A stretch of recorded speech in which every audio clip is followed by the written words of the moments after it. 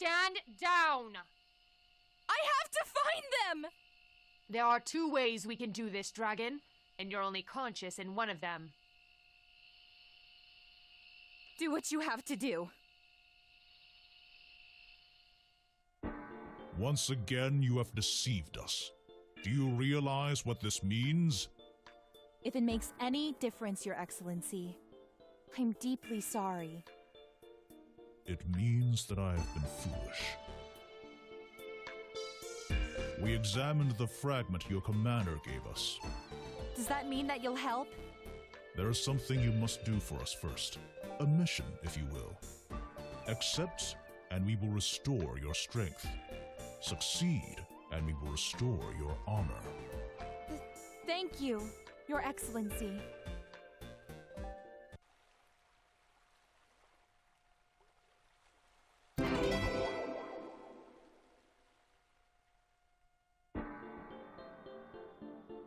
The fragment your commander gave us is indeed crafted from a rare mineral. But we've discovered it before, in one other location. Why haven't you dug it up by now? We feared that it was radioactive. Now that we've studied it in person, we know that it is safe enough to investigate. This could provide the answers we seek. Why the invaders know of our world. And more importantly, how to defeat them. Get in there, find what you can, and leave. Do it as quickly as possible. I won't fail you.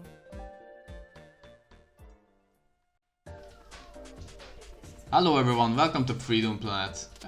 In the last episode I mentioned that there is gonna be a familiar face in this episode.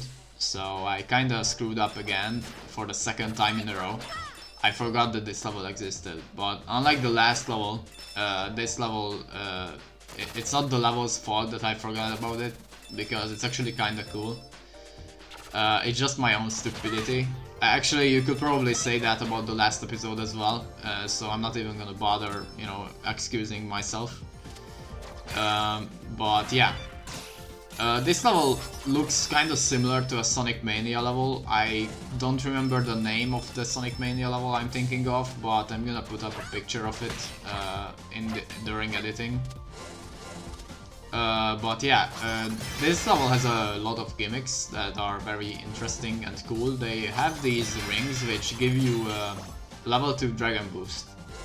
If you go through these rings and use the level 2 Dragon Boost, you can use the regular Dragon Boost right after it, so it's like a double Dragon Boost. Another thing, if you go through those rings but don't use the Dragon Boost and do the attack button, it allows you to shoot a projectile, which I almost never use, but it's there, I guess. And that's basically the entire gimmick of this level. You have to use the level 2 Dragon Boost to progress through the level. And as such, there are a lot of instances where you have to go off screen to progress. Also, there's a card down there if you missed it, or you know, I missed it, so I'm showing you that there is one.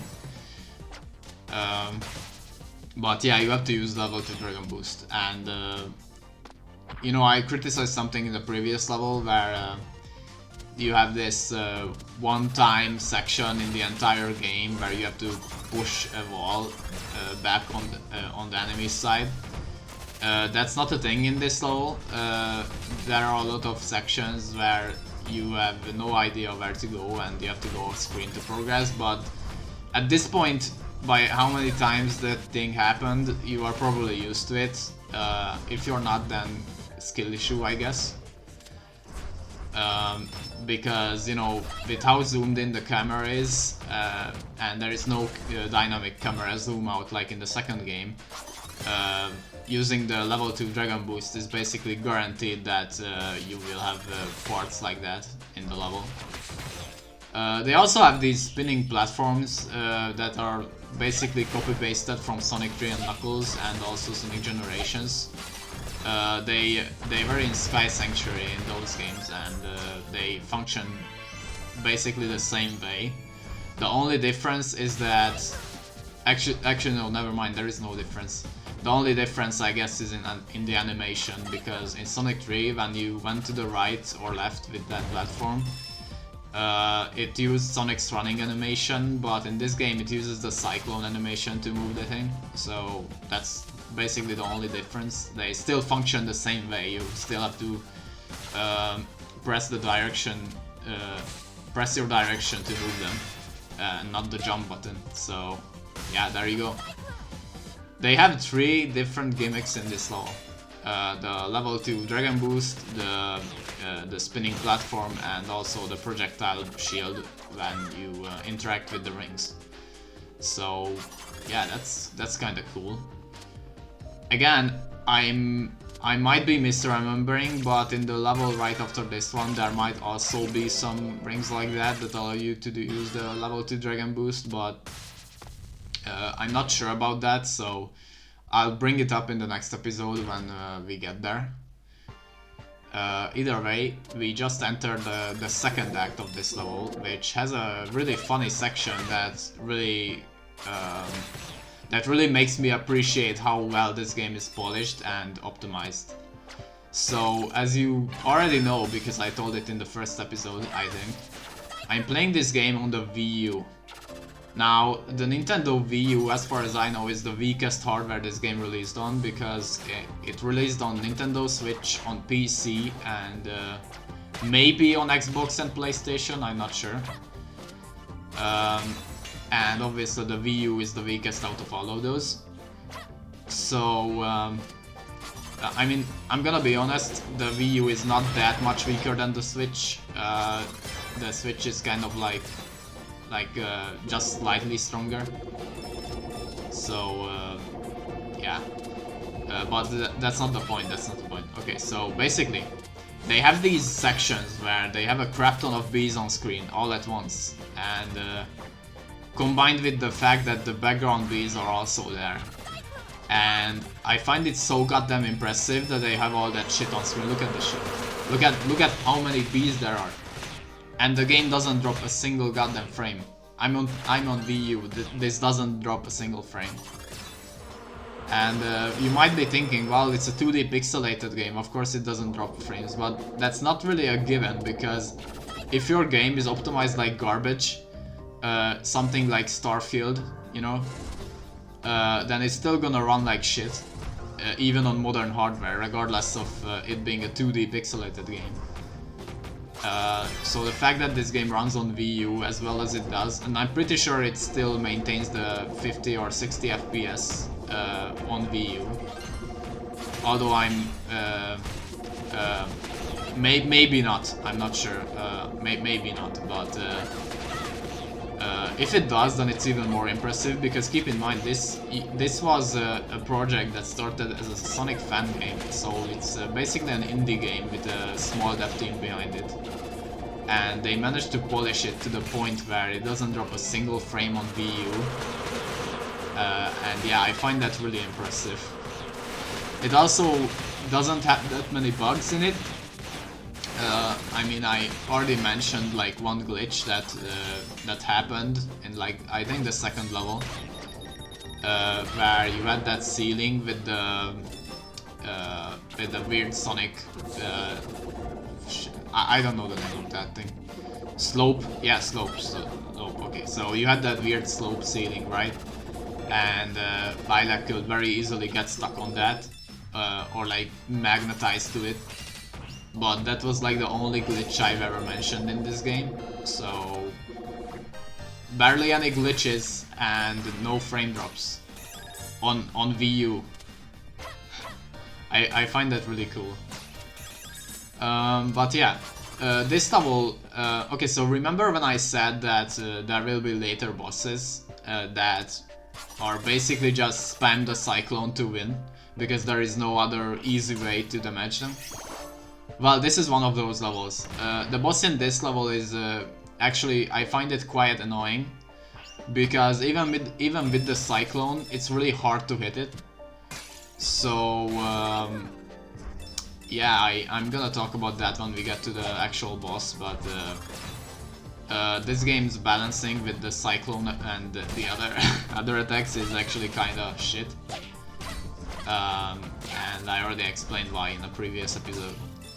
I'm currently just trying to get onto this platform so that these guys don't like cancel my animation out. But yeah, this section is pretty obvious. You have to use the Dragon Boost to progress. Now in the previous section there was a part where you had to pull a switch to open this door. You have to remember that because you have to do the same shit here. With the only difference being that now you have to get to the switch by Dragon Boosting upwards, and you can do that by bouncing off of the wall. You pretty much have to get to a certain angle to get up there, because there is no way to change direction with the Dragon Boost while it's going. So you have to get the right angle to go up into that small hole, and then get just the right angle to actually land on the switch. It's kind of ridiculous, but it's not really as hard as I make it seem. I'm simply terrible right now in this gameplay, but usually I do this on either the first or second try.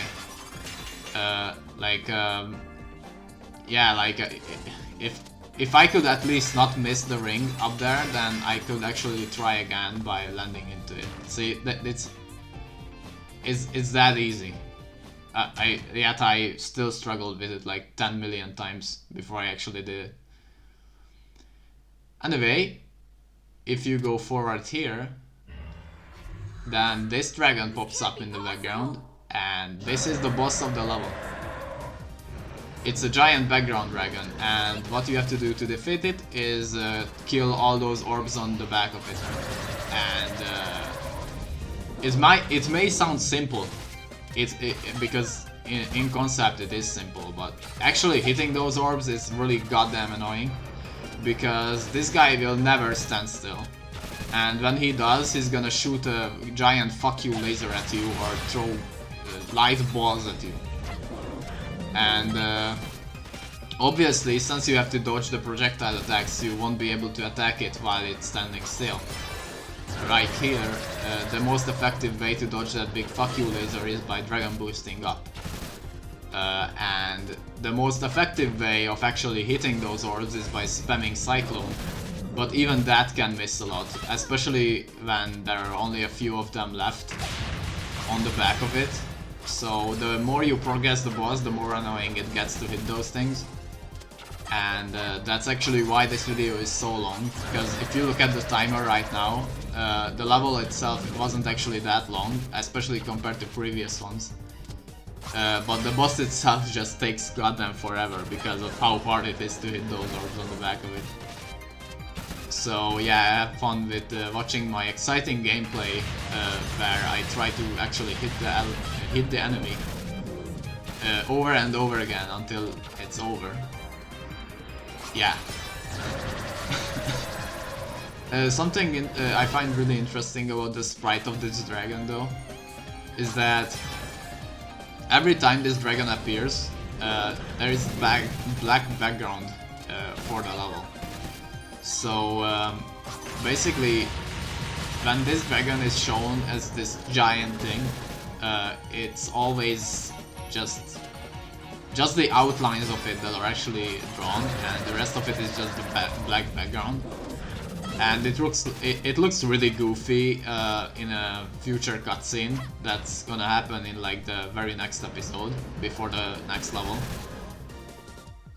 Because the way they made it work in that cutscene is by fading the background to black and then having the dragon appear.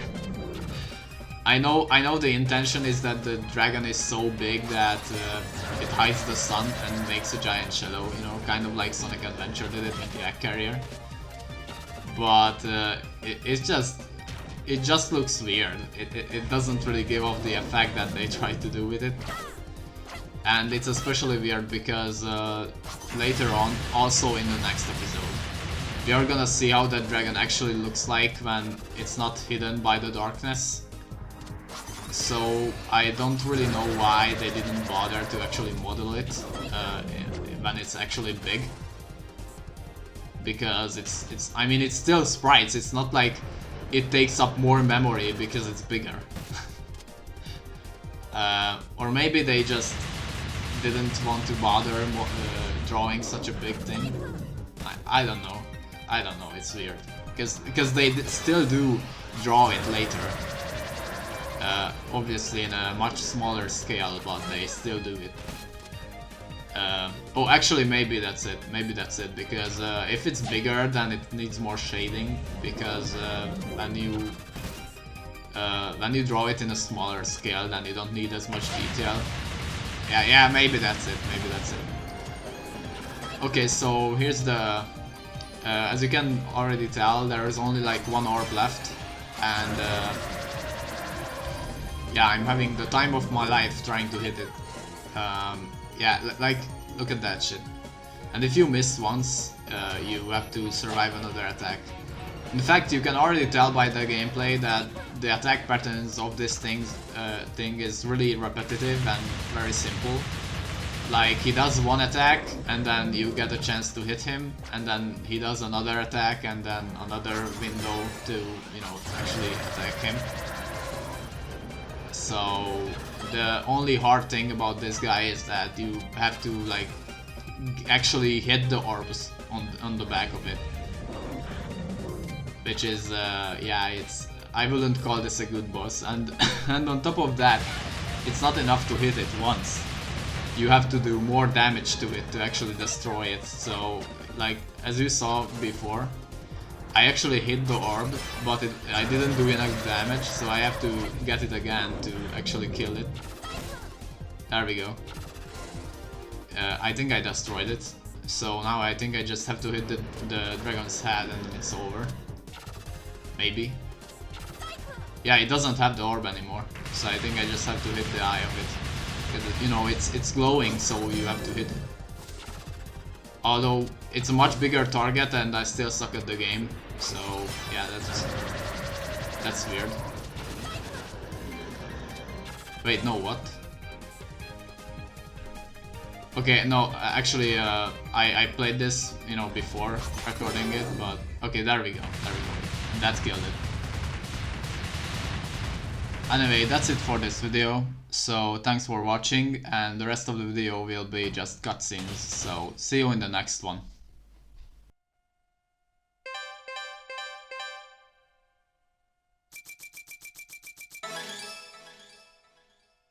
You're one of Brevon's robots! Brevon, searching memory banks. That name does not exist in our database. Then what are you? This is the primary security system for... That name does not exist in our database. What are you? Where did you come from? Apologies. That information is password protected. Password protected. Password protected. Password protected.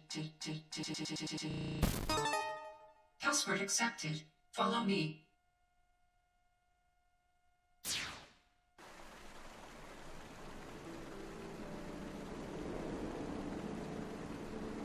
This is our final message, a message that we leave for the future. Although we will respect the wishes of your people and allow our influence to pass into legend, there will come a time in your history when you must learn the truth. When we were stranded here, we sought desperately to return to our world. We wasted countless years trying to find a way home. But we are no closer to an answer than when we started. We decided that helping your civilization survive and prosper was a more efficient use of our technology. We have condensed our energy reserves into a physical relic of extraordinary power. With proper care, you may one day use it to travel to the stars, to find the answers that we alone could never find. If you wish to know more, you'll have to access our internal database. I pray that it is still intact by the time you receive this message. May the winds of time carry you for eternity.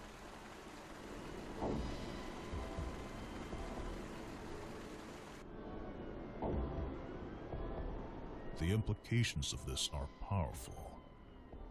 Do you believe it, Your Excellency?